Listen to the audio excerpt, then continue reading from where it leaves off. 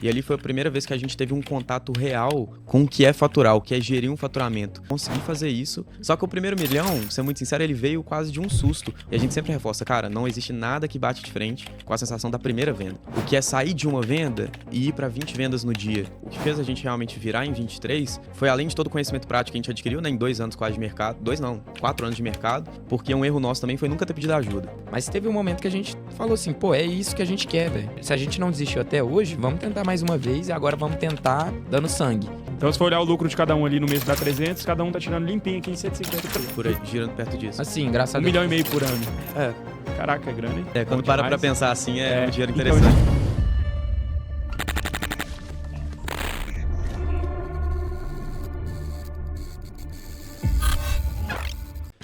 Me responde uma pergunta. Qual seria a sua reação se você, aos 20 anos, se juntasse com seu melhor amigo, ambos saindo do zero, de uma condição financeira nada favorável, e os dois, juntos, ficassem milionários? Literalmente, aos 20 anos, trabalhando com a internet e se divertindo juntos num negócio extremamente lucrativo. É isso que os convidados de hoje fizeram, com apenas 20 e 21 anos, respectivamente. O Guilherme e o Miguel, eles conseguiram faturar 11 milhões de reais vendendo produtos físicos. E o que eles estão fazendo hoje para faturar mais de R$1 milhão por mês é uma das coisas que quebrou totalmente o paradigma de que um dos mercados que mais bombou nos últimos anos, mas estava prestes a saturar, ainda é viável, porém de um jeito diferente. E hoje eles vão contar como eles estão fazendo em tempo real para faturar mais de R$1.300.000 por mês. Com vocês, Guilherme Araújo e Miguel Ferreira. Fala aí, André. E aí, gostaram da introdução? Boa. Opa, tá longe. E aí, como vamos? Tudo certo, graças a Deus. Melhor aqui, né? Trocar Melhor essa aqui. ideia. Pô, que top, cara. A gente tava até resenhando aqui, porque, pessoal, só para vocês entenderem o contexto, o cenário deles foi um pouco diferente. Quando eles entraram na mentoria, eles já estavam ganhando dinheiro fazendo dropshipping no Brasil. Eles queriam pegar algumas paradas do infoproduto, principalmente essa questão de vender para fora. E aí eu conectei eles com um mentorado e grande amigo meu, até sócio, que roda infoprodutos na Europa. E esse cara passou algum esquema para eles, junto com o que eu passei também de escala, que fez eles saírem de faturar 600 mil por mês, que já tava bacana para 20 anos de idade, Já era bom. para começar a fazer todo mês 1 milhão, 1.300.000 até 1,5 milhão. E aí a gente teve 2 cenários. O cenário de como vocês escalaram assim, fazendo o que vocês estão fazendo hoje, que a gente já vai falar o que que é, e também o cenário de como vocês começaram no marketing digital. Então vamos trabalhar nessa linha do tempo. Pode falar cada uma vez, Fechou. como vocês quiserem se organizar. Mas basicamente, como vocês começaram no marketing digital? Qual que foi o start? Cara, a gente começou no marketing digital ainda naquele anseio utópico de ficar rico com a internet, de algo fácil para conseguir lucrar. Lá em 2019, né, começou um pouco dessa vontade. Isso porque eu e o Guilherme, a gente estudava junto. E a gente já tinha uma referência externa, que era você, no caso. É mesmo? Sim. Caraca, sério? Cara. Como assim? Não, conta essa história. É porque assim, a gente se conhecia, pessoal. Eu e o Guilherme, a gente estudou junto na escola. Tipo, 10 anos de idade, a gente tava lá em casa jogando FIFA. E agora eu tô aqui entrevistando o cara no meu podcast, ouvindo como que ele ficou milionário, sendo que ele disse que começou por causa de mim. Eu nem sabia, mano. Não sabia. Então, é uma história louca, né? Porque ali na pandemia, eu acompanhava muito você, então eu vi seu crescimento. Vi você começando do zero ali, né? No mercado e foi trabalhando. E eu acho uma coisa legal é que a nossa virada de chave real, porque igual o Miguel falou, a gente foi começar a entender sobre o mercado ali em 2019, 2020. Mas a gente foi virar mesmo em 2023. E a nossa virada de chave foi realmente botar a nossa vida ali no negócio, entendeu? E eu acho que foi isso que você passou pra gente. De começar e começar de verdade. Você, na hora que você iniciou, você não foi pra testar. Você foi pra dar sua vida ali. E foi só assim que a gente virou. Exato. E aí, a gente estudava junto, a gente via aquele cenário e o ambiente que a gente vivia de estudo, numa escola extremamente renomada aqui de Belo Horizonte, e já caminhando no cenário tradicional para um caminho muito bem consolidado, ali, fundamentado, né? Mas mesmo assim, a gente era muito insatisfeito com as possibilidades do que a gente teria. Mesmo ainda um cenário que poderia capacitar a gente para ganhar ali, né? O pessoal acha que é muito 15 mil reais por mês, 20 mil reais por E mês. hoje é o que vocês fazem num dia. Exatamente. Num dia ruim. Exatamente. Então, aquilo desde sempre foi algo que ficava ali guardado, tipo, cara, a gente precisa achar uma forma, a gente precisa achar alguma coisa para sair. E aí eu lembro até hoje, eu e o Gui, a gente tava jogando Fortnite junto, e ele falou assim, Miguel, a gente vai fazer drop. Eu falei assim, cara, que porra é essa que esse cara tá me falando? Isso na quarentena. Isso na quarentena, já era pandemia. Comecinho da quarentena de junho, mais ou menos, julho, não foi foi certo? muito Foi início, bem no Foi um início. pouco depois que eu comecei. Exatamente. E aí eu falei assim, que porra é essa? Ele falou assim, cara, vender produto físico sem ter estoque. E aí é aquele negócio, né? Busca de conteúdo. o que a gente tinha acesso era conteúdo extremamente raso, pessoal que não realmente transparece o que faz acontecer, mas ali foi o nosso start para entrar. Mas naquela época, né, cara, eu vejo o pessoal reclamando que hoje é difícil começar. Eu acho que a nível financeiro, antes era mais acessível porque era muito mais fácil. Com certeza. Mas a nível de conhecimento, cara, antes você não tinha um podcast igual esse que toda semana praticamente eu chamo pessoas que faturaram milhões aí no mercado. Você não tem tanta abundância no mercado no sentido de informação. Isso, pelo menos, você não tinha no contexto de 2020. Então, era ainda mais difícil, né? Qual o vídeo que vocês assistiam lá no começo? Vocês lembram? O Tomé? Do Tomé vocês assistiram? ou não? Gabriel Silva. Gabriel Silva. Gabriel Silva, de Gordão, cabelo claro. vermelho? Cabelo loiro, né? O loiro, Ele é vermelho, gordinho. pô. É de cabelo vermelho. Ele é ruivo, não é não? Não, ele é Não? louro. É loiro. Eu sei qual que é. Aham. Fez um É. vídeo da Shopify. Ele É, ganhou sim. muita grana com esse Nossa, Ele teve ganha, de ganha 20 até horas hoje, lá. pô. É. Tem todo ano ele meio que atualiza o curso dele. É um material, assim, muito iniciante, muito pra você realmente aprender Mas o que que é o contextualiza, mercado. né? É, e deve ter Contextualiza trazido muita legal. gente pro mercado também. Trouxe, com certeza. Acredito que ele foi um dos pioneiros, assim, a trazer uma massa ali pro mercado. Porque era uma barreira muito curta, né? Tinha uma promessa legal, com o esforço que ele falava que era baixo, então isso ali atraiu muita gente. E aí a gente conheceu esse mercado na época, sem grana pra poder investir, sem nada. Tinha Mas- zero de capital? Cara, zero. Não, ninguém tem zero. Tinha o quê? 100 reais? 200 Cara, reais? zero. Era Zero, zero. redondo? Era zero, mas a gente descobriu uma forma que a gente poderia É. ter um caixa. Que legal. Qual que foi? Vocês podem contar? Poder pode. Meio Conta, antiético, conta. assim, mas foi um bot da Twitch que a gente fazia live enquanto a gente tava jogando. E aí tacava um tanto de bot na sua live. E só deles ficarem ali, ia passando AD pra eles e a gente ia ganhando essa monetização.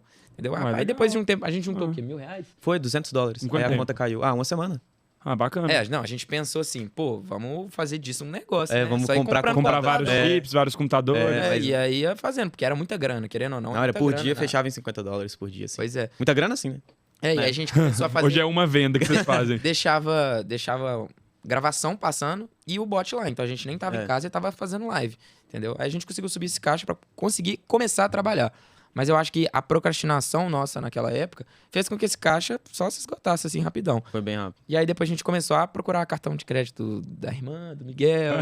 assim, Aí foi naquelas histórias clássicas de onde não tinha. Algo que a gente nunca fez foi pedir diretamente dinheiro, tipo, meu pai, minha mãe, pai do Gui, mãe do Gui, pra gente começar o projeto. Porque a gente acredita que quando a gente pede algo, a gente querendo não deve satisfação, sabe? A gente queria não ter essa pressão externa pra não inviabilizar Claro. a gente dar a vida no projeto. Então, tipo assim, cara, se a gente quer fazer, vamos fazer por a gente, 100%. Então, esse foi nosso conceito prévio, assim, falar assim, vamos construir do zero mesmo, por mais que, óbvio, né, todo mundo tem uma certa tranquilidade de alguns pontos, né? Tipo assim, consigo pegar R$100 emprestado aqui, R$50, mas a gente foi no bruto. Não, eu também, cara, muita gente tem essa crença que às vezes eu tenho cara de playboy e tal, e eu não vim de uma família pobre. Quer dizer, a minha família era pobre, mas eu não peguei essa parte pobre. Aham. Eu peguei a parte bacana, a parte classe média alta. Só que, cara, eu particularmente, muita gente acha que eu tinha, 20, 30 mil, 40 mil pra começar. Cara, eu tinha 2 mil. Era 1.000 no curso na mentoria do Jota na época e 1.000 pra testar produto. Só que na época era D0, lembra o Mercado Livre? Mercado Pago? Era Mercado Pago D0. D0. Recebi O agora. pessoal hoje acha legal o D2. Cara, era D0, era muito fácil escalar justamente por isso. Aham. Porque você botava 300 em anúncio. Aí dava 300 de custo de produto e 300 de lucro líquido já. 900 de faturamento, sobra 300 de lucro. Só que esse valor que já caiu, você já reinveste já para fazer mais. Então, eu cresci muito rápido assim. Eu fiz 100 mil em 3, 4 meses. Só que aí não foi o que mudou minha vida. Mas uma coisa que eu achei legal é que vocês, apesar de ter demorado para estourar, vocês falaram que estouraram em 2023? 23, um Então, ano e 2, 8 3, meses. 2, 3 anos, né, cara? É. E ainda assim, vocês não Menos ficaram 2. pulando de galho em galho. Isso foi Não. uma coisa Eu acho legal. que a gente foi só esperando momentos bons pra voltar. Então a gente tinha assim, juntava um caixa, falava, agora vamos voltar. Exato. Acabava esse caixa? Não vamos ficar forçando aqui, porque também a gente não pode ficar perdendo E dinheiro. vinha muito também de motivação, porque igual o Guilherme comentou, o que fez a gente realmente virar em 23 foi além de todo o conhecimento prático que a gente adquiriu, né, em 2 anos quase de mercado, 4 anos de mercado, porque um erro nosso também foi nunca ter pedido ajuda. A gente nunca teve grana e nem entendia da importância de ter uma mentoria, a importância de ter alguém do lado, então isso atrasou muito e alongou muito nossa jornada. Se a gente tivesse acesso a um conteúdo de informação 4 anos atrás, cara, a gente talvez estaria muito, muito maior do que a gente está hoje, por mais que a gente é bem referência no mercado nacional do drop e agora do global. Mas aí a gente não dava a vida no projeto 100%. Então, para além da gente ficar refém do caixa, indo e voltando, quando a gente realmente colocou a vida no projeto, falou assim, cara, é isso que a gente vai fazer. Foi quando a gente deu o boom. E a gente deu o boom de uma maneira muito pioneira no mercado. A gente inovou muito o que era o drop. Mas antes da gente ir para essa parte da virada, um negócio muito legal de comentar são os processos que a gente viveu junto. E o tanto que eles acabaram desgastando a gente e ajudando para ter esse gás, né? Porque além da gente ter estudado junto no ensino médio, já ter tido essa percepção, depois que a gente saiu, a gente também estudou, trabalhou junto, né, Gui? Sim, a gente foi fazer estágio no mesmo lugar. Sério? Eu já tava Isso em que trabalhando ano? lá. Foi em- 21, né? Não, foi 22. 22. 22. Mas você já tinha meio que desistido, assim, do digital? Ou Cara, dado um tempo? Não era desistido. Era, assim, sempre esperando um momento bom, sabe? Uhum. É óbvio que esse momento bom nunca existe, né? Mas teve um momento que a gente falou assim, pô, é isso que a gente quer, velho. Se a gente não desistiu até hoje, vamos tentar mais uma vez e agora vamos tentar dando sangue, entendeu? E foi quando a gente realmente virou. Só que ter esses momentos juntos, igual eu já tava trabalhando nessa empresa, aí teve uma vaga ali que liberou e eu falei, pô, eu conheço um cara que dá pra trabalhar aqui. Vocês querem? Ela falou assim, óbvio. E aí eu mandei pro Miguel, falei assim, Miguel, chama eles aí que eles querem você. Aí, pô, foi o quê? 6 meses que a gente... Foi 6 para mais até. Vocês ganhavam quanto lá? 600 reais. 600 reais por mês. Caraca. Que era, tipo, 400 e 200 de passagem, tá ligado? É. Era Nossa, muito pouco. mano, de ônibus. Muito pouco, cara. Muito pouco. Era, tipo Doideira. assim, era só pra ter experiência mesmo. Esse estágio, ele era necessário pro colégio que a gente tava. É, Então, o técnico, você só se forma se você tiver o estágio. 6 meses ou 1 ano de estágio. Nossa, mas pra gente também, naquela época, já era muito bom. Entendendo que não era o estágio que a gente gostaria de estar e onde a gente queria chegar, R$ 400 a gente já tava... Você tá trabalhando. Caraca, né? mano, ganho dinheiro e tal. Mas di- foi o início do início ali. É E aí, difícil. o que desgastou a gente foi, de fato, estar trabalhando ali por R$ 400 e a gente sabia que era algo temporário, mas a gente Foi bom até que vocês viveram essa experiência da CLT, né? exato. Tipo, Sim. vocês Sim. verem que vocês não queriam. aquilo. Exato, e o que incomodava era justamente isso. A gente trabalhava num ambiente de uma sala que tinha outras 6 pessoas trabalhando com a gente, pessoal de 22, 23, até de 28 anos recebendo ali um salário e conformados com isso, sabe? Recebendo R$ 1.400 por mês. E aquele ambiente pesava pra gente, sabe? A gente falou assim, cara, não... se eu tô seguindo esse caminho, eu tenho a chance de parar e estagnar onde eu tô, né? E isso foi cada vez mais ganhando proporção. E aí, nesse tempo, foi o tempo que você começou a empreender, né? Até antes de mim. Eu vi ali uma oportunidade que era vender cigarro eletrônico, tá ligado? Então, tipo assim, eu tava no carnaval e eu vi assim, mano, ninguém vende essa porra na época. Ninguém assim. vendia? Não tinha na rua pra você vender. Uhum. Então, se você queria, pô, você tinha que ir lá em algum lugar que vendia, uma loja, né, física. Aí eu falei assim, pô, se eu quiser comprar, eu compro em atacado, bem mais barato e consigo revender. Aí eu chamei um amigo meu pra poder fazer essa loja, fizemos, acabou que a sociedade em si não deu muito certo, aí cada um seguiu pra um lado, e aí eu continuei também. E aí eu consegui começar a ter esse contato com o empreendedorismo de fato, né? Ganhar dinheiro, você pegar, comprar estoque, revender, ter o seu lucro. Então eu consegui começar a ter esse senso maior de vendas e isso ajudou muito também a gente. E também teve o fato da gente ter conseguido escalar um pouquinho em Deu um 23, gás. final de 22. É. A gente conseguiu escalar, a gente escalou ali uns 100 mil quase, só que sem lucro. Então, mas foi bom pra gente. Um momento de... A gente fala que a gente tomou um prejuízo de 2 mil nessa escala. E foi a melhor consultoria, segunda melhor mentoria que a gente já comprou na vida foram esses R$ 2.000 que a gente tomou de prejuízo na aplicação Sério? prática do projeto. Como assim? Você pode destrinchar um pouco mais? Aham. Porque geralmente o pessoal fala, pô, perdi grana. Mas você tá vendo com uma outra perspectiva. Sim. O quesito aprendi. Cara, O que porque exatamente vocês aprenderam a nisso? gente antes via apenas como uma oportunidade de entrada. Assim, será que funciona? Vamos ver na prática. E ali foi a primeira vez que a gente teve um contato real com o que é faturar, o que é gerir um faturamento, o que é sair de uma venda e ir para 20 vendas no dia. Entender que realmente funciona e, muito além disso, entender que o que a gente fazia estava muito longe de ser o ápice, tanto de estrutura, de conhecimento. Então você pensa, cara, eu faturei R$ 100 mil. Lucro, a gente conserta, sacou? A gente pega estratégia para aumentar ticket médio, para fazer um cross-sell, a gente consegue dar nosso jeito. E ainda assim tem um caminho muito grande para a gente profissionalizar todos os processos. Então aquilo deu um gás de tipo assim, cara, eu consegui fazer isso, mesmo sem ter o conhecimento necessário, sem ter toda a experiência, porque até então a gente não tinha. Então foi a mesma coisa de entregar uma Ferrari para alguém que não sabe dirigir, você toma cuidado, Sentia essa indireta você toma aqui, cuidado, e mandar o cara acelerar. Então foi esse o nosso problema. Só que acaba que quando você tem esse contato, além de dar mais gás, você entende dos processos que você pode melhorar. Então, pra gente, foi uma oportunidade muito grande ter tido esse Qual foi o contato. choque financeiro assim maior que vocês tiveram? Foi quando vocês fizeram a primeira venda, os primeiros 10 mil, os primeiros 100 mil? Ou quando vocês viram o primeiro primeira milhão assim na conta? da eu empresa? acho que a primeira venda... Mais que o primeiro milhão? Mais, muito mais. Mas eu acho que a Que isso. primeira venda, ela veio nesse primeiro momento que a gente fez drop. Lá né? em 20, Lá em é. 20. Então a gente tava tentando e não funcionava, não saía venda. E isso, para aquele momento ali, era meio estranho, né? Porque, tipo assim, todo mundo falava, não, é muito fácil. É só você pegar, subir a campanha ali e... Só que nossas campanhas tinham o quê? R$ 5 de orçamento diário. A gente não entendia nada, nada. Faltava muito conhecimento ali na época. Aí quando saiu a primeira venda assim, a gente falou, porra, essa porra funciona. Não sei como fazer mais, mas funciona. E a gente tava num momento muito ruim, que a gente já tava, tipo, querendo desistir, já tava assim. E quando caiu essa venda, a gente falou, porra, acendeu ali um... Foi aquele barulhinho da Shopify? É. Plim, plim. Não, o Guilherme mandou print.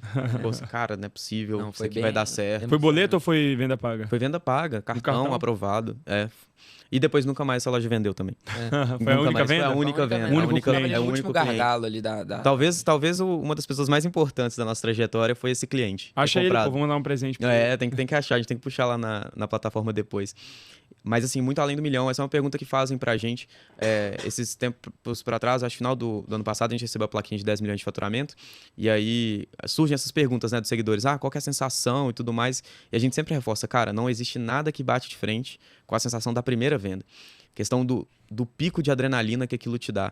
O resto, quando você entende que o mercado funciona e você começa a ver uma evolução, você sabe que é consequência. O primeiro milhão vocês não piraram muito assim, não? Cara, foi um marco muito interessante. Só que o primeiro milhão, ser muito sincero, ele veio quase de um susto. Porque a gente depois que a gente bateu 100 mil, 200, 300, você para de acompanhar os números menores e você só vê aumentando De 100 em 100. de 100 em 100. Então a gente já sabia que seria consequência. Nosso volume diário estava muito bom, a gente já estava vendendo bastante. Então quando bateu 1 milhão, foi só aquela coisa óbvia, batemos 1 milhão. Sério? A gente saiu, foi no Outback, comemorando. ali. Normal. Tipo assim, como a gente fez no... Por exemplo, quando chegou a nossa cartãozinho assim da Epmex de 10 mil, a gente foi pra balada, curtiu pra caralho, tá ligado? Aí 100 mil...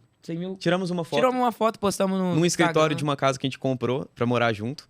Então, assim, isso a gente já tava pensando em aproximar. E aí foi consequência, cara. Foi consequência. Caraca. Eu já fui diferente, mano. Chorei, esperneei, gritei. Mas é bom curtir primeiro esse milhão. processo. Mas Mas eu acho que veio tudo muito rápido também. Foi. Então, É que buga, cara. Tipo, vamos refletir, vamos meditar aqui sobre, só pra vocês entenderem. Cara, em que mundo que vocês iam estar, tipo, pô, vamos pegar ali, faturamento. Vocês falaram que tá batendo hoje o quê? 1 milhão e 200, 1 milhão e 300 por mês? Somando as operações com a conversão da Somando tudo dá quanto Em de real. lucro? Cara, a gente fecha o... 20, a- 30% 20, de 30. lucro. A do Brasil dá uma jogada no lucro um pouco pra baixo do que a gente roda da na Europa Europa? hoje. Tem um tá. lucro bem maior, questão de margem. Então 30% de 1 milhão e 300. Mas isso é no mês bom, 30. Normalmente fecha Tá. ali 20, 22%, somando todas. Então nós estamos falando de uns 300 mil. mais ou 250, 300. menos. Tá bom, né? Dá pra brincar. Viver, né? Então se for olhar o lucro de cada um ali no mês dá 300, cada um tá tirando limpinho aqui em 150, tranquilo. Por aí. De boa. Girando perto disso. Assim, graças a 1 Deus. milhão e meio por ano. É. Caraca, é grana, hein? Quando Bom para pra demais. pensar assim, é um dinheiro Então, interessante. isso que eu ia falar, cara. Quantas pessoas hoje de 20 anos vocês acham que ganha, tipo, mais de 1 milhão? Ó, a maioria nem viu 1 milhão, mas quantos vocês acham que ganham 1 milhão por ano, líquido? Tipo, cada um, não tô falando É da uma empresa, parcela cada um. seleta. Você ganha 1 milhão e você ganha 1 milhão. Quantas pessoas você acha que tem esse privilégio, que foi construído por mérito próprio, obviamente, mas não deixa de ser um privilégio? Quantas pessoas de 20 anos vocês acham que tem a oportunidade de viver isso? Cara, Pouquíssimo, né? Se pouquíssimo. 1% da população brasileira ganha menos de 10 mil, 15 mais de mil, 10 sei mil, lá. né, no caso. Mais de 10 mil. Então, imagina 1 milhão e... E nessa idade ainda. por Pega cima, todo mundo da escola que a gente estudou junto lá. Ninguém. Quantos você acha que Ninguém. estão ganhando mais de 1 milhão por ano aí? Só eu e você. Amém, brindaremos. E os outros não estão ganhando ainda porque ainda não fazem parte de um programa de aceleração. É o pitch aí, é o CTA. Não, tem pitch CTA não, preguiça. Mas, cara, é bizarro? Já parou pra pensar quão bizarro isso é? Ou ainda... É loucura. Já caiu a loucura. ficha ou não? Cara, eu acho Já, que eu caiu. acho que já, porque, tipo assim, vai mudando muito, né? Até a maneira que as pessoas olham. E, tipo assim, pô, lá, por exemplo, no colégio que a gente estudava, sempre teve, né, o grupinho de pessoas... Os populares. Assim, né, os populares, pá. E aí, porra, eu também nunca fui desse grupinho. Então, hoje, por exemplo, algumas pessoas ficam mandando mensagem e tal, assim, você Se tornaram alunos nossos. se tornará... Teve gente que Sim, comprou? teve. O mundo dá voltas. Dá, mas, tipo assim, a gente não guarda rancor de ninguém, então Não, isso escola é só, assim, momento de aprendizado, Mas né? motiva, mano. Motiva pra caramba. Motiva você sofrer bullying, você ser Sim. deixado de escanteio, As assim, pequenas rejeição. motivações, elas contam muito. Contam Conta. muito. Recentemente, a gente viveu uma parte, assim, uma recompensa de uma motivação que foi muito grande pra gente no início.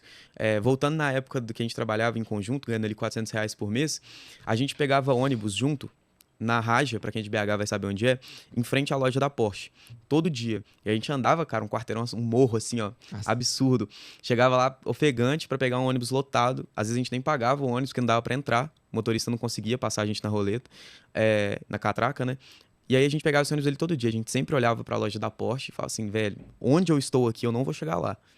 E isso sempre foi algo que incomodou. Então, todo esse processo, sabe, essa parte do bullying, de você ver você mesmo indo para um caminho que não vai dar o que você almeja de resultado. E aí, essa semana, a gente foi convidado pela Porsche para ir num evento. Pô, nem eu fui. Também eu não tenho Porsche, né? Que Deus a tenha. Que Deus a tenha. Descansa em paz, a verdinha. Mas a gente foi chamado pela própria Porsche para comparecer no evento de lançamento. Pô, que top. Do novo carro, do 9911. Então, assim, em frente ao ponto de ônibus que esse desejo se intensificou muito, né? Aquele choque de realidade, né? De total, você antes ir lá perto como um mero funcionário normal, vivendo uma vida normal, só mais um, trabalho, só mais um. E agora sendo no evento de uma marca de luxo com potencial de compra e condição de compra, sendo convidado já na lista por de espera, já que é demorado para sair, Quanto tempo hoje, se eu quiser pegar uma Porsche Zero, por exemplo? Eu acho que se você tiver relacionamento com a marca, acredito que em 1 ano sai, sem relacionamento demora mais. Sério? E a gente não tem Porsche, né? Porque, calma, tipo assim, como primeiro, assim? Você tem que entrar na lista de espera pra você, tipo, poder fazer a sua Porsche, e também tem a lista de espera, assim, de você mandar fazer sua Porsche. Era a Porsche dessa maneira. Não tem como pagar pra sair mais rápido, não? Devia ter essa opção, pô, de furar a fila. Não tem. Tipo, você quer furar a fila, você paga 200 mil, sei lá. Não, eles selecionam, por exemplo, lançamento da 9911. Eles só disponibilizam de imediato, por exemplo, tinha 2 Porsches lá que já estavam vendidas para clientes fiéis à marca. Então, você só consegue comprar hoje a 992.2, que foi o evento que a gente participou, se você entrar na lista de espera, e você só vai sair depois que todo mundo que já tem uma Porsche comprada na concessionária já tiver comprado a dele. Você vai pro final da lista de espera. Final. Por exemplo, eu já comprei, mas não era Zero e não era lá. Você não tem relacionamento. Não, o relacionamento é com a casa. Então é um trampo. Mas a gente tá nesse caminho, graças a Deus. Vai ser um prazer. Mas também não precisa comprar Zero, não. Não precisa, não. Mas é porque a gente quer viver um pouco de conseguir tirar dali comprar de onde a gente olhava. Mas você não precisa comprar uma Zero dali, não? Eles têm usada também? Tem, aí dá pra comprar. 2020, 2021. Aí dá pra pegar. Mano, aquela minha ali, a configuração é perfeita. 2021, Stage 2, no máximo 800 mil você consegue. Preço bom. Aí, pra não descapitalizar, porque é burrice... Parcelinhas suaves de 100 mil. de entrada e parcelinhas ali de 40 mil. Faria sentido pra você fazer esse negócio? A gente tem que ir aos poucos. Mas aí, cara, ali foi uma motivação, igual você tava comentando. Essas realizações, elas vão acontecendo, né? Aos poucos. E aí, cada vez que passa um processo desse, a gente fica mais convicto que a gente tá indo pra um caminho da hora. Um caminho bom. E novo, que é o que a gente mais fica feliz, assim, de ter esse privilégio, igual você comentou, de novo, tô conseguindo trilhar esse caminho. E são coisas pequenas, né, que mexem com isso. Tipo, ontem, por exemplo, eu saí pra jantar com minha família, com minha mãe, com minha namorada, e o garçom me reconheceu, falou assim, não, Miguel, eu te sigo, sério. Caraca. Me reconheceu, eu te sigo no Instagram, pode me dar uma dica, mostrou a loja dele e tudo mais. Da hora. E essas coisas vão deixando a gente muito feliz, muito além do faturamento, né, muito além do dinheiro, mas que é bom pra caralho também, não tem que mentir, não. Lógico. É reconhecimento, né? Exato. É muito top. Dá aquele gás. Tá aqui, porra. Tá aqui pra gente, já é do caralho. É mesmo, que fofinho. Já é do caralho. Vocês assistiam o podcast ou não? Opa, caralho. Assistimos. Até mesmo sendo um mercado diferente do nosso, né? A gente consegue tirar muito insight. Foi até um dos motivos da gente ter entrado na mentoria, né? Pra ganhar um podcast. Eu já tentei cavar essa vaga aqui nesse podcast tantas vezes. Mas tantas vezes. Eu tive que pagar a mentoria dele pra poder vir aqui. E faturar ainda depois, não teve que fazer o processo completo. É chato, era cara. Pra faturar 1 milhão. Os caras faturaram 5, pô. Aí teve que chamar correndo. Aí tivemos que acelerar. E tamo aí, pô. Tá bom. Mas agora a pergunta que não quer calar. O que mudou que vocês não conseguiam ter resultado em 20, 21 e 22? Pra 23 vocês conseguirem, 24 vocês conseguirem ainda mais e 25 vocês explodirem? Eu tava até pensando sobre isso antes de vir pra cá, mas eu não acredito que tenha aquele negocinho de construção, de tipo assim, por exemplo,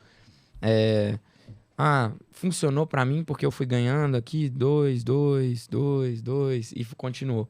Você vai sempre crescendo, né? Então, tipo assim, você vai tendo desenvolvimento ali até uma hora que vai dar certo. E quando dá certo, é de uma vez.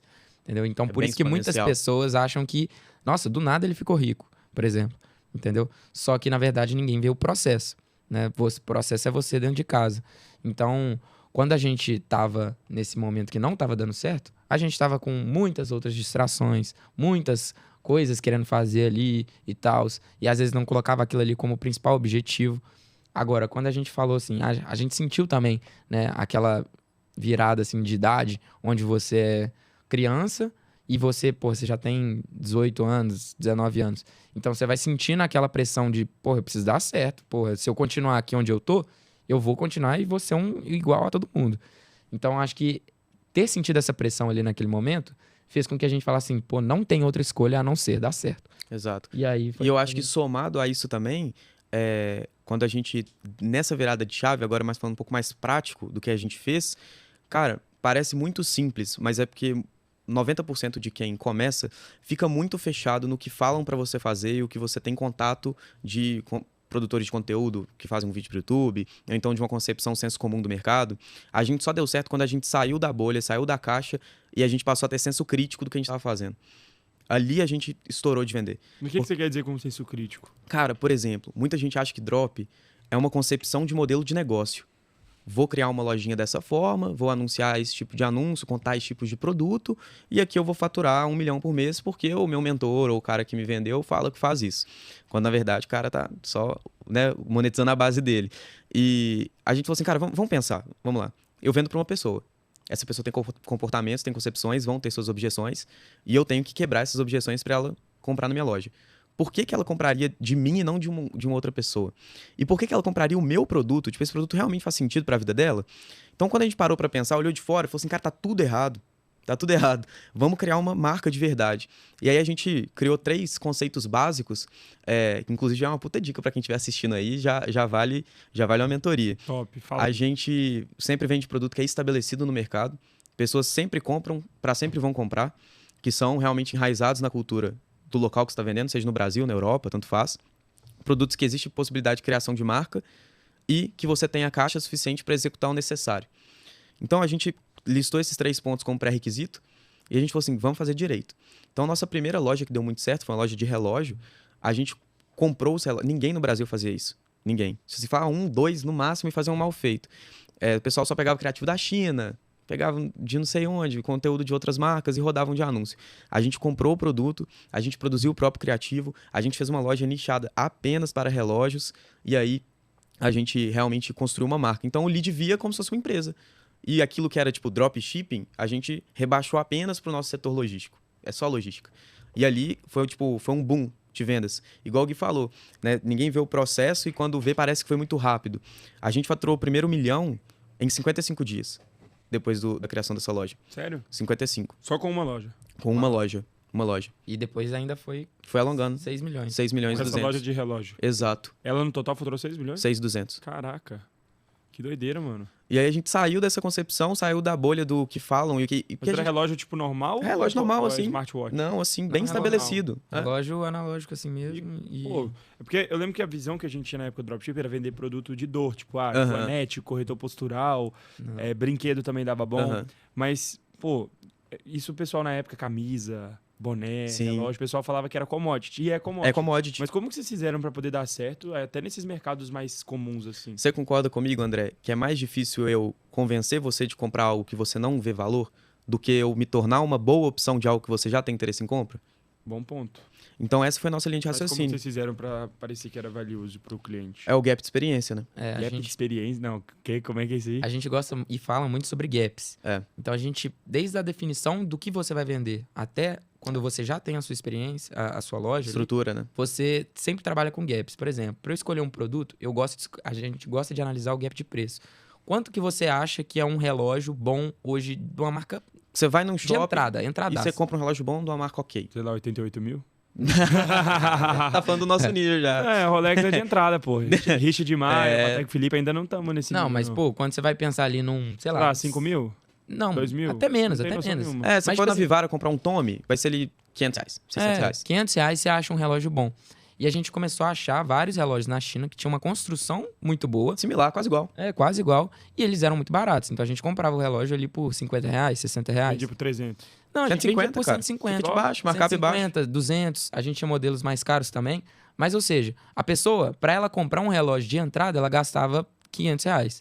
Entendeu? E a gente estava oferecendo um relógio muito semelhante, um relógio muitas vezes inspirado em relógios de grife. Então, por exemplo, o relógio que a gente mais escalou, ele é inspirado no Patek. No Patek Philippe. Entendeu? Então, a gente pegava esses relógios e conseguia colocar muito valor nele.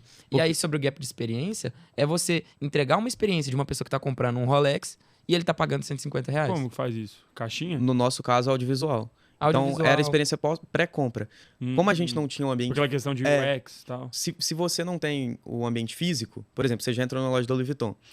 Do caralho, né? Madeira.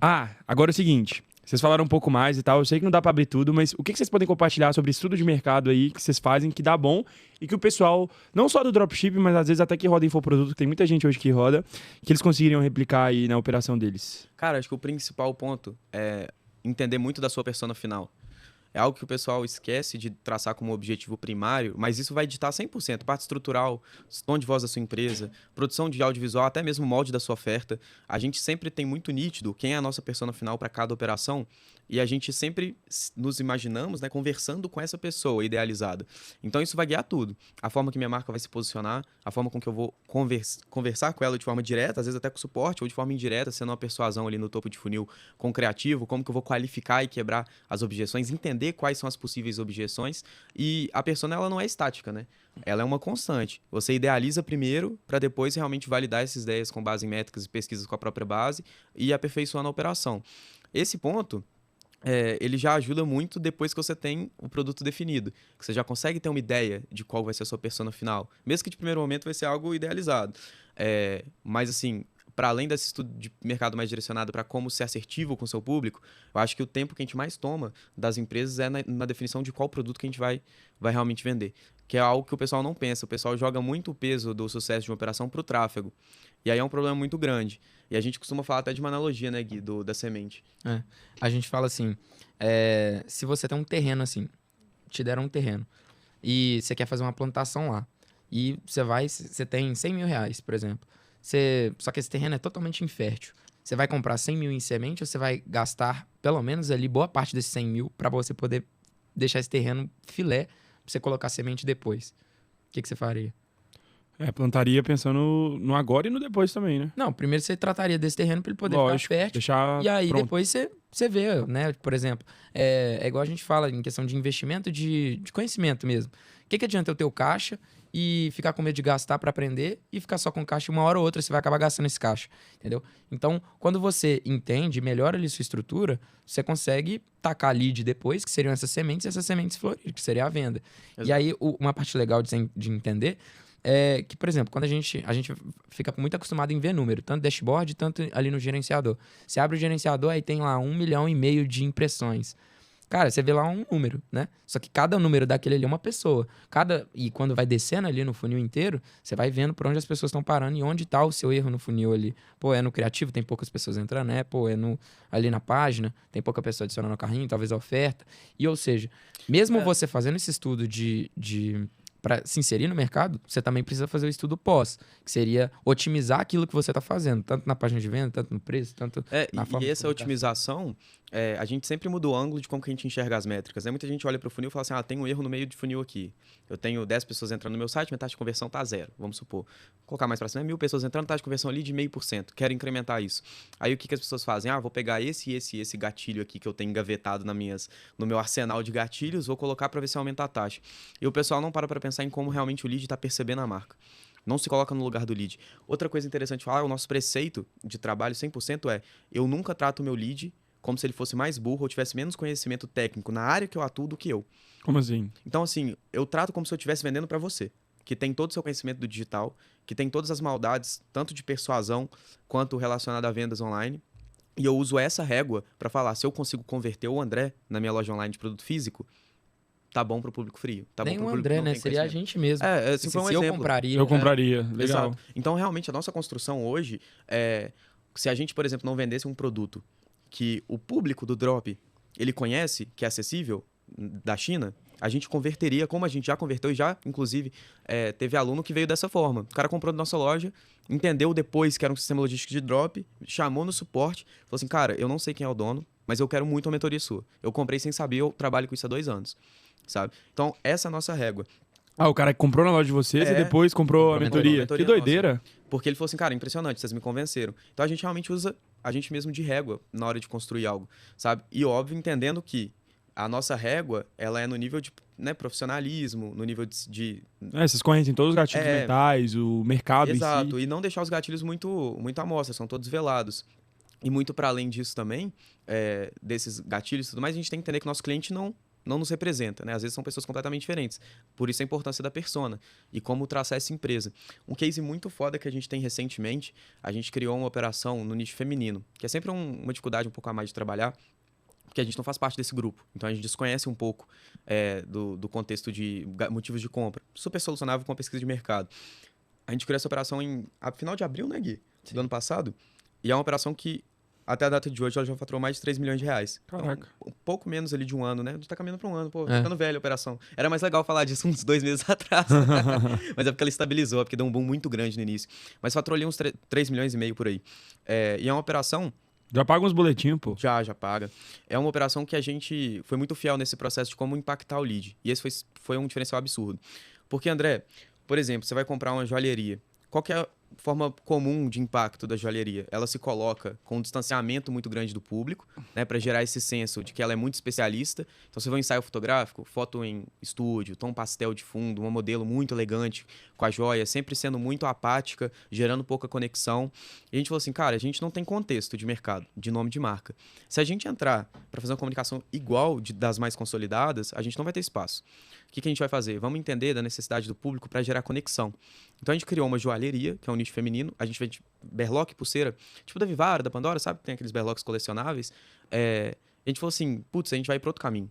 Vamos gerar conexão com o lead. Então a gente fez ensaio fotográfico na praia, a gente fez ensaio fotográfico em situações do cotidiano. Então a gente criou uma identidade visual de tom de voz e de conexão visual do lead muito próximo, que é algo que em joalheria não acontece. Então o lead que vê lá um anúncio da Vivara, ele compra porque ele entende da qualidade e do preço pelo nome da marca e, obviamente, por entidades ali, né? Um influenciador, uma pessoa de grande nome, que às vezes é a modelo, mas ele compra mais da gente, por exemplo, porque gerou conexão. E esse é um ponto que em joalheria é um puta gap de experiência, que é o que a gente comentou. Então, entender como trabalhar sem usar, por exemplo, quem já é tradicional como referência absoluta, tipo assim, cara, os caras fazem, vou replicar. Tem que também se colocar no seu lugar. E aí, depois que a gente executou isso, foi um investimento baixo, né, velho? Foi uns 5 mil só. 5 mil de investimento para começar a operação, a gente nunca mais se reportou. E tirou bola de neve com 5K depois que a gente fez isso. E virou Desde a 3 primeira milhões e meio. venda com lucro já. Virou 3 milhões e meio de faturamento. Então, a gente sempre tem um processo de pesquisa em todos os âmbitos. Desde ali da definição de persona, como impactar e quebrar a objeção dessa persona, entendendo que a referência tradicional, às vezes, não é o melhor momento para modelar ela ainda, para se posicionar no mercado. Então, a gente sai muito da caixinha do drop e entende muito de pessoas. Eu acho que por isso que a gente consegue emplacar uma operação atrás da outra. E aí é um negócio foda, né? Que o pessoal até pergunta. Se demorou 4 anos para ter uma operação que, né, mudou ali sua vida muito rápido. Por que depois dessa é paulada, é uma atrás da outra? Porque a gente começa a aperfeiçoar os processos. Por isso que a gente fala até voltando naquele assunto, por que aquele faturamento que deu prejuízo foi uma puta mentoria pra gente, né? Que a gente vê com bons olhos esse prejuízo. Então, a gente começou a entender que a gente precisa vender para pessoas. E aí, depois que a gente assumiu isso, já era.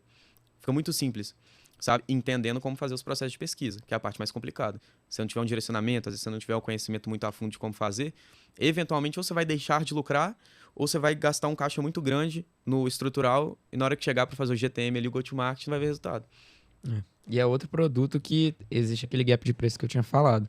É um produto que você vai numa Vivara, numa Pandora da vida, você vai gastar ali R$1.500, R$1.000 para comprar uma pulseira e os berlocks. E lá na outra operação, nessa operação nossa, com R$230 você compra esse kit. Entendeu? Então, o que a gente mostra pro nosso lead? Por exemplo, eu falo assim, André, eu tenho essa latinha de Red Bull aqui. Pega outra aí, Gui, por exemplo. São diferentes, né? Uma zero, outra não. Essa aqui é da Pandora, Vivara, R$1.500. Essa aqui é da nossa marca. Eu te falo que elas são construídas da mesma forma, o líquido interno é exatamente o mesmo, ou seja, ambas aqui são de alumínio e tem Red Bull dentro. Mesma coisa.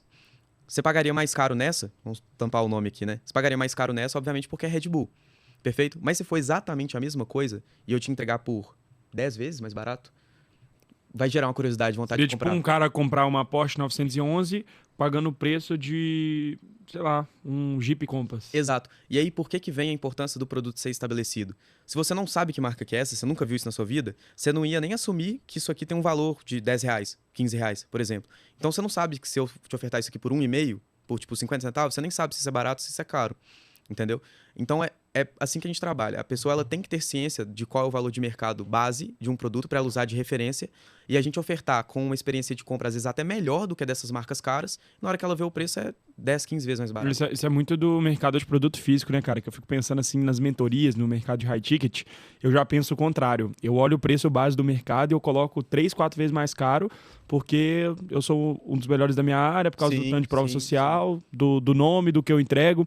Então, eu acredito que daí, nesse caso, dá pra fazer isso. Dá pra gente cagar pro preço do mercado. Com certeza. O pessoal cobra 8 mil no máximo, eu vou lá e cobro 30, 40. Sim, exato. Então, nesse caso faz sentido. Agora, no caso de produto físico, você tá literalmente vendendo o mesmo item que muitas pessoas. Então, você cobrar muito caro é muito difícil você conseguir vender, né? E a diferença real, ela não tá nem na prostituição de preço, de estar mais barato ou de estar mais caro, é a diferença da experiência. Então, às vezes, pode ter alguém que venda mais barato do que eu, só que eu entrego uma experiência tão positiva, com um preço baixo, que o cara vai ver mais valor em comprar comigo, mesmo sabendo que ele tem uma opção de compra mais barato. Por isso que a gente fideliza muito a base. Ou às vezes até mesmo o mesmo preço, só que pela experiência ser muito melhor, ele já prefere comprar de Exato. você. E querendo ou não, no mercado de dropshipping por uma pessoa, eu consigo comprar esse produto aqui de um fornecedor e outra pessoa, né, consegue comprar o mesmo produto e vender numa loja muito parecida, isso faz total diferença. Então, a gente faz quase que um lock-in, cara. E tem muitos mercados, por exemplo, o mercado que a gente faturou 6 milhões, o de relógio, você vê que a galera começa a ir para o mesmo caminho que você vai, depois de um tempo, né, quando começa a tomar relevância nacional as operações, mas isso acaba restringindo a entrada do público que tem menos conhecimento também. Porque você faz um conteúdo, você coloca uma experiência, igual a gente falou, que investiu quase 50 mil reais em audiovisual. Então já é um pré-requisito grande, você tem um caixa interessante para entrar em relógio no Brasil dessa forma que a gente faz. E a gente ainda assim vende relógio 150. Caraca. Então o cara que entra pra começar, fala assim, porra, fudeu.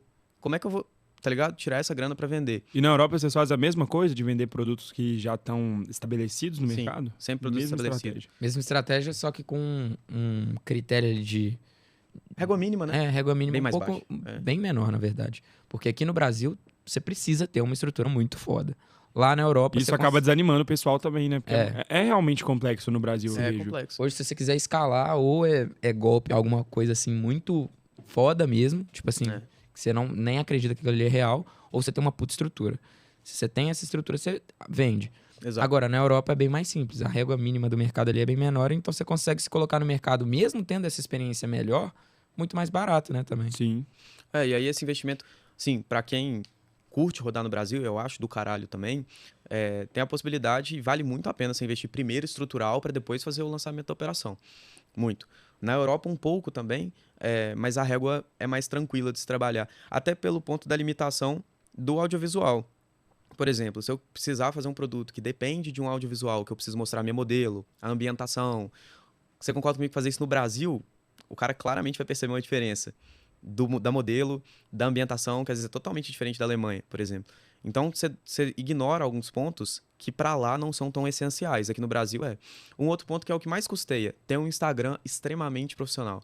Hoje no Brasil, se você não tiver um Instagram foda, sua operação fatura, sei lá, 1/3 do que ela poderia, sabe? E para manter o Instagram, você tem que ter recência de post, tem que estar postando toda hora. Social media. Com qualidade, social media, custo operacional, tem que gerar conexão, fazer post que vai... Tá falando ali de quantos seguidores ali para um faturamento bacana, vídeo eu do acho que não Instagram? é nem Não é seguidor, nem questão de prova seguidor. social, Autoridade. interação, É autoridade. Nossas operações hoje tem o quê? 100 mil seguidores reais em cada muita loja. gente. É muita gente. E você vai trabalhando nessa base também, né? O objetivo é você E conseguir vocês postam converter. story e tal, tudo. Sempre, todo sempre. dia. Pega pelo menos quantas uns views 6 lá no perfil? A 5, a 10 mil, depende do É. perfil. É bacana. E, cara, sabe uma parada? O dropshipping, apesar de ter me introduzido ao mercado digital, não foi o que mudou minha vida. O que me fez, chegar onde eu cheguei foi o infoproduto, mas eu sou grato ao drop. Só que hoje em dia eu confesso que eu tinha muita preguicinha, assim, do drop. Não só fazer eu acho que eu não faria, porque estaria totalmente desfocando dos meus próximos passos.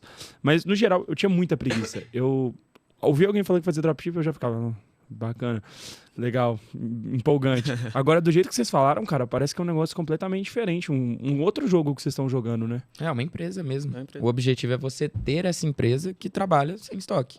Então, quando você fala isso, por exemplo, alguém que não conhece nada do mercado, a pessoa fica louca. Fala assim, caralho, muito foda, né? Eu poder abrir uma loja minha e não ter nenhum tipo de controle de estoque. Isso é maravilhoso, óbvio. Não é aí que vem. A pessoa que procura por dropshipping, ela vai ser impactada pro cara que vai falar que é isso que funciona. É uma lojinha ali de qualquer jeito, um produto O nosso jogo é o de alguma jogo, plataforma. é um jogo de levar pro PDV, sacou? PDV. Ponto de venda físico. A gente sempre coloca isso como objetivo, mas não é um objetivo real. A gente tá. realmente não quer, tipo, abrir um PDV, porque envolve 1 milhão de custos, né? Talvez para uma operação ou outra, para a gente gerar valuation e ter um equity da empresa, pode fazer sentido. Quando a gente caminha para white label, um caminho mais tradicional, inclusive a gente está no processo de fazer isso com uma das empresas, a gente está só vendo as questões legais, porque tem uns produtos similares com outras marcas que já existem.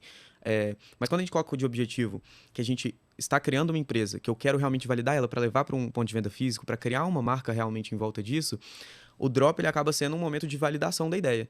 O investimento é menor, não precisa ter ponto de venda físico, não precisa ter estoque, mas você vai empenhar nas outras áreas o máximo possível. Então a gente sempre entra com essa cabeça, sabe? Então, tipo, a importância do processo de definição, que a gente fala até para os nossos alunos, imagina, André, que eu te tenho um Pix de 1 milhão agora, e eu te dou, esse dinheiro vai ficar travado por 5 meses na sua conta. No primeiro dia após esses 5 meses, você vai ser obrigado a abrir uma loja física.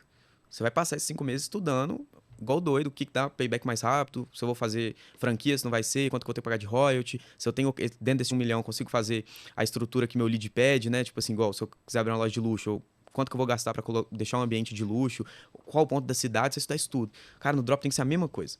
É o mesmo processo. Só que a gente não precisa investir isso tudo, o investimento é muito baixo. E aí, quando você lida da mesma maneira, você é muito mais assertivo. Aí Você vê pensa, como uma empresa física, mas Exato. com as margens de uma empresa digital. Exato. Imagina seu Legal. concorrente que tá escutando o cara que fala que você tem que comprar a lojinha pronta. E você se estabelecendo burocraticamente como uma empresa realmente sólida. Pô, você já tá Esmaga a 99%, esmaga. Você não precisa olhar pro lado. Você olha só para quem já é tradicional. Então, hoje vocês acham que o melhor caminho é começar... Se o cara quer começar no dropshipping, ou se ele tá no dropshipping já, não tá tendo resultado, ou até tá em outra área do digital e achou interessante, vocês fariam qual caminho? Só tem uma opção, escolhe um. Brasil ou Europa? Europa. Europa? Falamos até junto. Além do euro, que é óbvio, você vai estar ganhando mais, quais motivos vocês acham que caracteriza mais o dropshipping na Europa e faz ele ser melhor ao dropshipping no Brasil? A pessoa tem mais poder aquisitivo, né? Então ela é mais fácil de comprar. Isso já deixa o mercado muito mais fácil de vender, né? Você precisa de menos elementos persuasivos para convencer o lead. Tem que entender que aquele valor de compra dela, igual o poder aquisitivo, ele representa uma parcela muito menor do salário da pessoa. Então ela vai ter menos objeções de compra. Não é igual, por exemplo, você fala assim, André, isso aqui é legal, eu te vendo por R$1. Você vai falar assim, me dá esse trem aí. Sabe? Vou comprar, vou ver de qual é, depois eu dou um feedback. Na Europa é basicamente assim.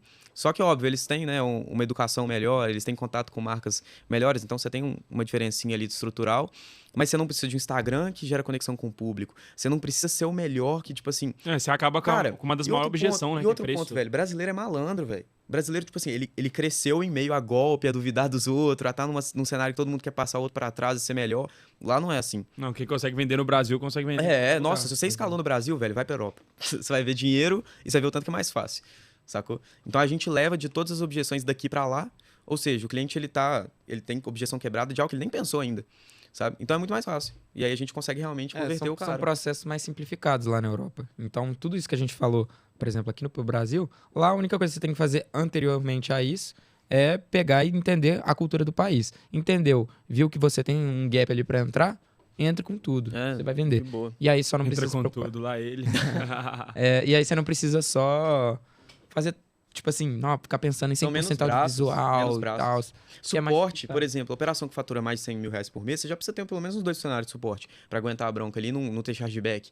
Na Europa, você mandou um e-mail e o produto chegou em 7 dias, não vai ter. Quase não tem ninguém. Você não precisa de ninguém, você coloca uma automação, faz o papel suave, você reduz o custo operacional, a margem de lucro da venda já é maior, sacou? Assim, os pontos são quase todos superam. O único ponto que realmente, assim, fala assim, pô, Miguel, então por que não é 1000 maravilhas também? Nem no mercado 1000 maravilhas. Você precisa se jogar na cultura local para você conseguir construir algo que impacta de forma assertiva. Você tem que ser mais profissional ainda do que no Brasil.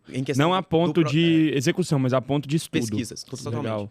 Então, às vezes, se você não sabe como fazer essa pesquisa, talvez pode ser um pé atrás de, tipo assim, cara, eu não tenho conhecimento nem para escalar ainda aqui no Brasil. Não tem um projeto que escalou de verdade, que é um processo mais fácil de pesquisar, porque você está envolto da cultura. Para outro país ainda, você tem que ter isso muito bem consolidado. Para a gente que já sabia fazer no Brasil, quando a gente foi para a Europa, foi um desafio. A gente passou 2 meses ali quebrando a cabeça, perdendo grana, para tentar achar essa forma. Até que a gente conseguiu chegar numa maneira mais assertiva, que hoje a gente é a mesma coisa do Brasil. A gente cria a operação lá, escala uma na sequência da outra. Mas são poucas, porque a gente entra pra fazer direito, sacou? E às vezes com uma empresa que vocês abrem na Europa ali, em algum país, dependendo do país, já é equivalente a 3 empresas que alguém abriria no Brasil, cara. né? Não tem necessidade também de ficar fazendo o tempo inteiro ali pra dividir faturamento entre elas. Às vezes é melhor você ter 1, 2, 3 ali que você consegue gerir bem e ter um faturamento bem alto do que ficar tendo 10 de metade. Menos é mais, às vezes, Nossa, né? totalmente. Mas e em relação à parte burocrática, tanto a parte fiscal ali de imposto e a parte de recebíveis de pagamentos? Tipo, como que vocês fazem? Recebível de pagamento hoje a gente faz pelo Shopify Payments. Vocês usam o próprio gateway da Shopify? Sim. Mas da aí vocês Shopify. recebem em qual conta? A gente consegue colocar numa conta offshore, ou então a gente... Lá fora? Uma conta Então lá essa fora. conta vocês deixam o dinheiro em Sim, dólar? em dólar. euro. E aí a gente precisa de uma equipe contábil para conseguir trazer isso pro Brasil da melhor maneira. Mas para quem tá Mas vocês começando... trazem tudo ou não? Trazemos tudo.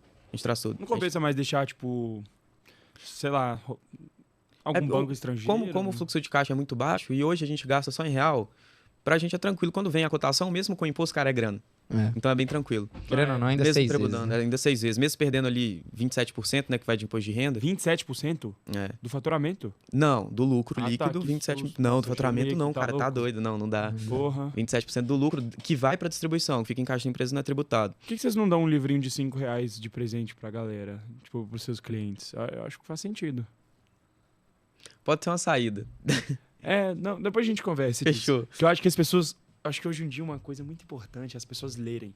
Sabe? Eu vejo que a educação move o mundo, você concorda? 100%. Concorda comigo? 100%. Pra gente, a gente estuda de outra forma hoje em dia. IA, vídeo no YouTube, mentorias, cursos, etc. Mas, pô, imagina nossos pais. Eles tinham que ler muito. Apesar da gente ter outras tecnologias, é muito importante as pessoas lerem. Então, um conselho... Posso. E, cara, deixa eu fazer uma pergunta pra vocês. Uma pergunta bem aleatória, assim, que eu faço pra galera geralmente, porque eu imagino que é o próximo passo. A galera geralmente tá fazendo grana, ou não tá, aí entra numa mentoria, aí ou começa a fazer se não estiver fazendo, ou se já estiver fazendo, começa a fazer mais, se for o caso de vocês. E aí o caminho natural, ainda mais se a pessoa aprende alguma coisa ali única, que é diferente do que todo mundo faz, que é tipo o que vocês fazem mesmo, que eu vejo pouquíssimas pessoas fazendo, que é drop na Europa. E aí, cara, a dúvida que fica é, hoje, pra galera aí que tá começando, que, pô, fala, cara, eu não sei o caminho nenhum. Será que eles teriam algum produto, assim, algo que me ajudaria? Ou hoje pra vocês não compensa fazer esse tipo de Questão serviço? de mentoria mesmo, assim, um mentoria, acompanhamento. consultoria, qualquer coisa, curso. Cara, a gente já teve, né, Gui? Teve recente até, antes da gente focalizar mais na Europa. Só que a gente percebeu que a gente tava cobrando muito barato. Todo mundo que entrava ali tava tendo resultado. Até no meu Instagram lá eu tenho um destaque com resultado só dos alunos, o pessoal batendo 5 milhões depois de mentoria. Caraca. E isso tudo ainda no Brasil, que a gente ainda tava auxiliando no Brasil, o mercado E muito na mais época você complexo. cobrava quanto? Cara, na época ali era 3.500, Nossa. 3.500, Muito 5 barato. mil. 3.500 pra um cara lucrar aí 300 mil no mês. Não Exato. vale, não Então, vale. tipo assim, a gente percebeu que o resultado tava sendo muito grande e a gente decidiu, depois dessa migração pro mercado europeu de parcela do nosso faturamento, que a gente precisava estar full time com a cabeça estratégica no projeto, né? Porque é um projeto que ainda estava embrionário, até 6 meses atrás. Então, a gente falou assim, vamos dar um stop aqui, porque além de estar muito barato, a gente se for tem... voltar um dia tem que ser mais caro também. Exato. E se for pegar... Mas tipo, vocês estão fazendo um negócio na Europa, cara. Porque no Brasil, por mais que vocês tinham resultado, muita gente tinha. E talvez tinha uma estratégia ou outra ali, mas não tinha um mecanismo único, assim dizendo. Exato. Agora vocês têm. Então, exatamente. eu acho que é questão de esperar o timing certo, entendeu? No Brasil, assim, você tem muitos criadores de conteúdo ali. Não criadores de conteúdo, expert mesmo. Que passam... Tem várias estratégias. Então, acaba que é difícil ser, sei lá, ser uma referência gigantesca. Óbvio que vai ter uma base ali que vai te seguir, que vai querer te acompanhar, porque você passa um conteúdo diferente. Porque o nosso objetivo sempre foi passar esse conteúdo diferente, que realmente é transparente, né? Não, algo que era muito comum da gente era tipo assim, hoje eu vou pegar o dia e postar uns stories. De terminar o dia inteiro de postar stories, o pessoal nos comentários falou assim, Miguel, você acabou de me fazer raiva. Que eu paguei 2 mil na mentoria que o cara não falou 10% que você falou aqui nos stories. Isso é normal pra gente. Então, assim, pra quem quiser algum tipo de ajuda, qualquer help, hoje, como a gente não tem projeto, assim, se for fazer, eu acho que eventualmente é um caminho natural, né?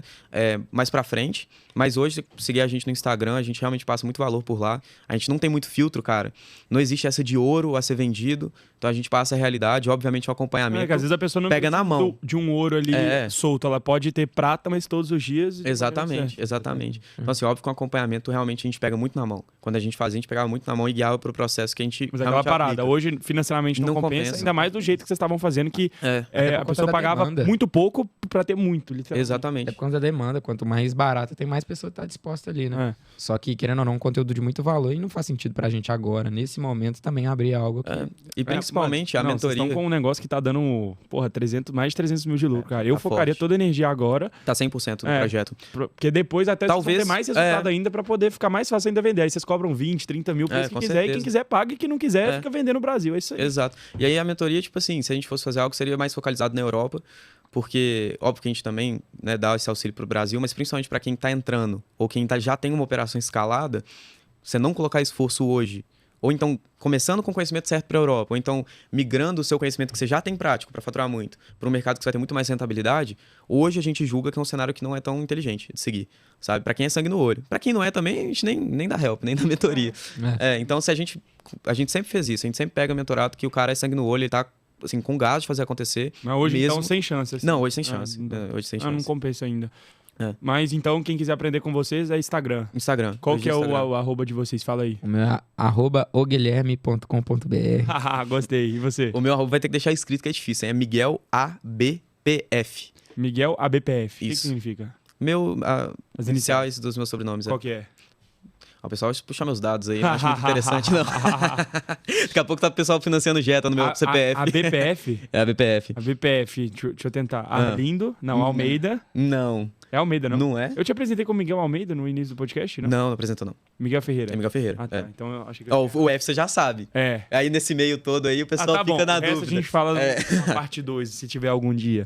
Não, vai ter, você vai ver. Então fala aí, Miguel...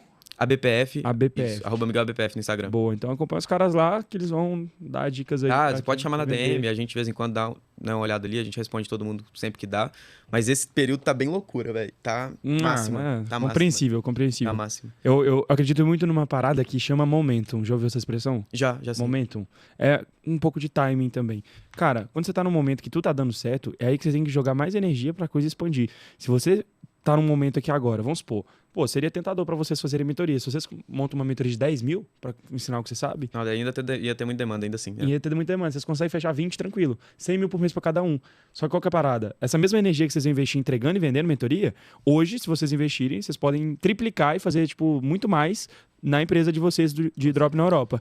E futuramente estruturar uma parada que aí... Com certeza. Fora que é um mercado que da forma que a gente atua, já é raro no Brasil. Lá fora ainda, é mais difícil ainda de encontrar. Então, se a gente pega muita gente para fazer igual, isso ia gerar uma instabilidade de mercado também. A gente gosta de selecionar bastante quem entra, sacou?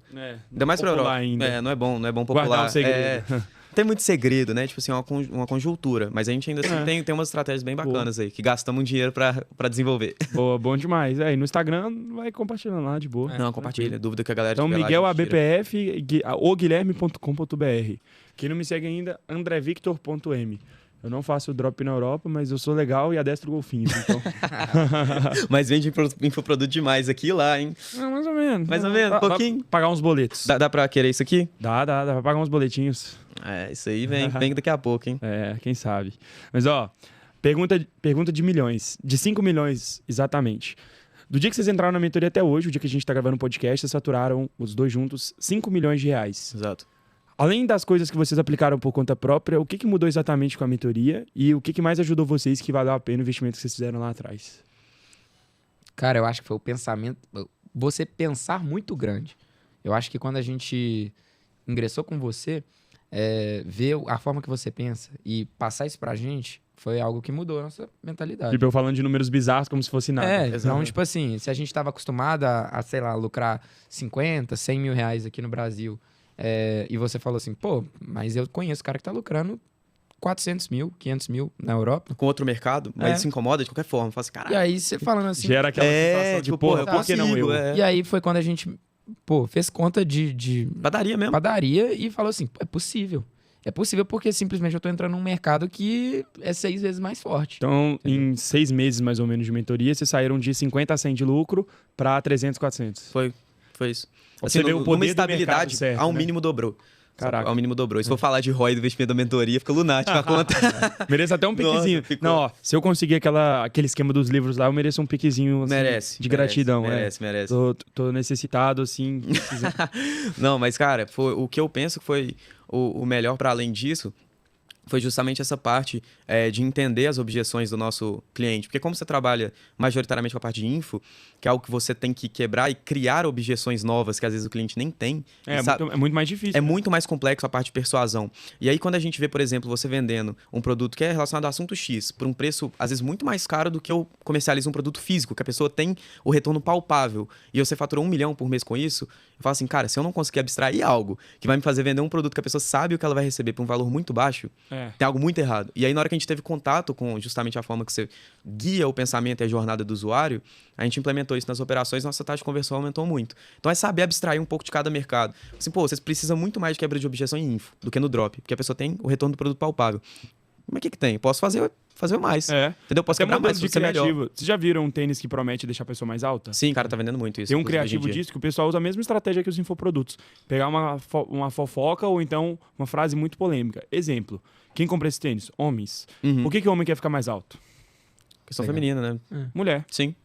Agora, imagina o cara tá lá rolando rios e passa um vídeo de uma mulher muito bonita falando assim. Um cara perguntando, tamanho importa? Aí a mulher fala assim, por incrível que pareça, lá embaixo não. Mas homem com menos de 1,75 eu nem olho. E aí o cara que tem 1,71 ele olha...